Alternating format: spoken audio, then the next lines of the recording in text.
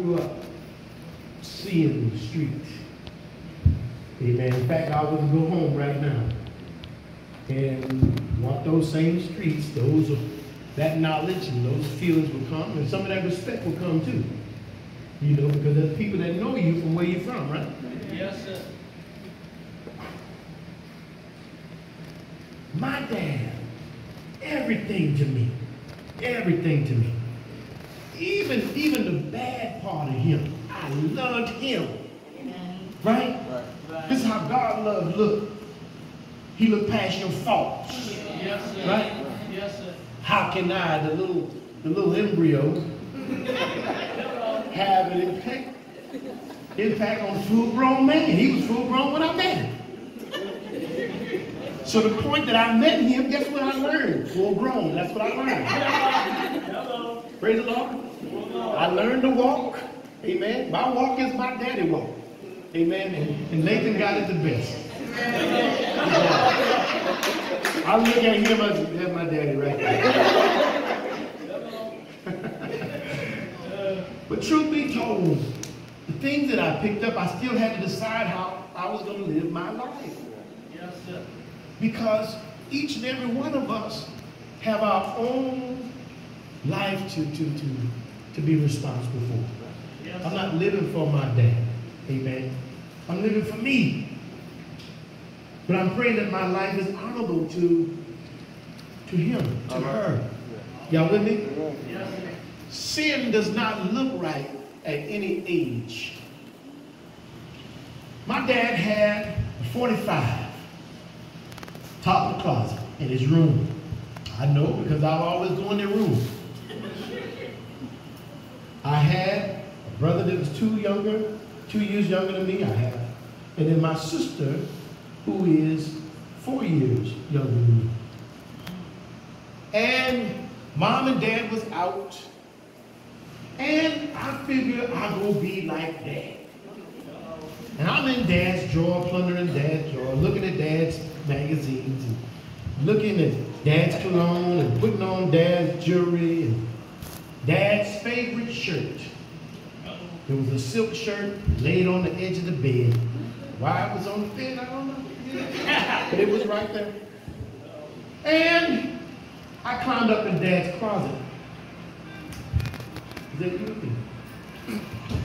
That might be me. It might be my dad's closet. Whoever it is, don't know I'm in church. If you in church, call me right now.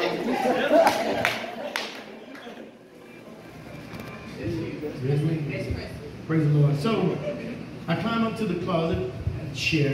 I went up there and I'm reaching because it was high. It was where it should have been. And the box was there. I open up the box and I feel the steel. Ooh, it's heavy. I pull it. And as a kid, 8 years old, and I'm holding it. I'm not holding it right. I seen how it should be used. And I pulled the hammer back. And when I pulled the hammer back, it snapped back into place. And when it snapped back into place, fire shot out of the barrel. I wasn't strong enough to hold it in the first place. So when it went off down. And my sister was right here. Because she's the one who tells on us. Crystal, you're the one that tells on us. And when it went off, it burned the bed, the sparks burned the bed, it burned holes in my dad's shirt. And my sister was there. And that little baby, you know, I'm the responsible one. I'm the one that's watching my brothers and sisters. What am I doing in there? Why am I in there? Sometimes we don't know why we're sinning. We're just in the process of doing what we want to do. Not knowing the trouble that's connected to it. My sister could have been shot. She could have been burnt, holes in her, just like it was on the bed sheets in the shirt. And all she said was, ooh, I'm a tell. And I dropped the gun. I said, Crystal, don't tell, Crystal, please. Don't tell. I give you candy every day. Don't tell. I went and got my brother, Tony. Tony, look, Crystal's going to tell. How much candy you got? We need to make sure. And you know when you sin, you try to cover it up. Isn't it right? So here it is. I'm sitting here bribing a baby that's going to tell her story the way a baby can tell it. Isn't it right? If I know now what I knew then, I'd be like, go ahead and tell them. They're not going to believe you anyway.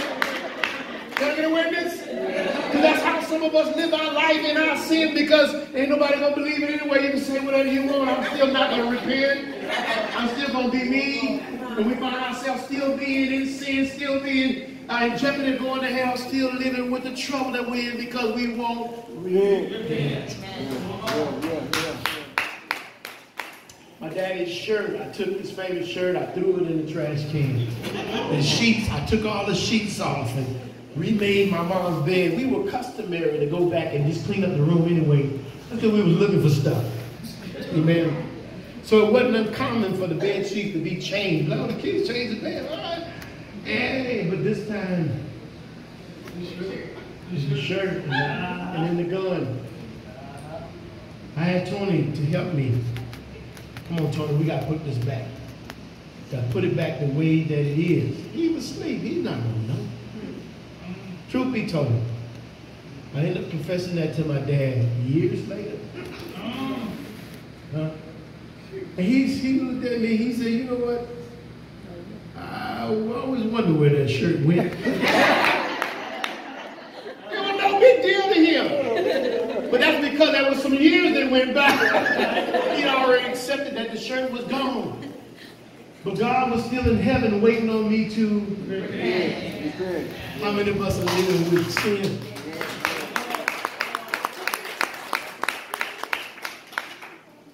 I'm going to close right there. I want you just to hold on to that, because if this is all you got to do, then what you're waiting for?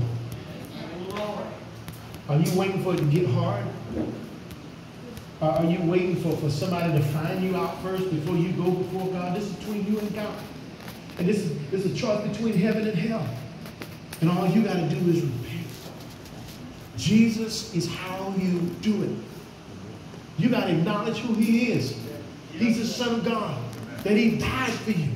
For this very purpose. So that I can be able to confess my sin and be cleansed of all unrighteousness, so that God can shift. Because I might be scared right now because of what I've done. I know I did it. But if I confess my sin before the Lord, then God will give me courage where fear is. He'll give me love. He'll give me power. He'll give me what I need to move forward. Yes, sir. Yes, sir. Is anybody in here right now have something on their heart that they need to bring before God?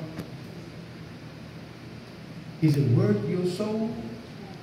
Is it worth you missing the opportunity to go into heaven?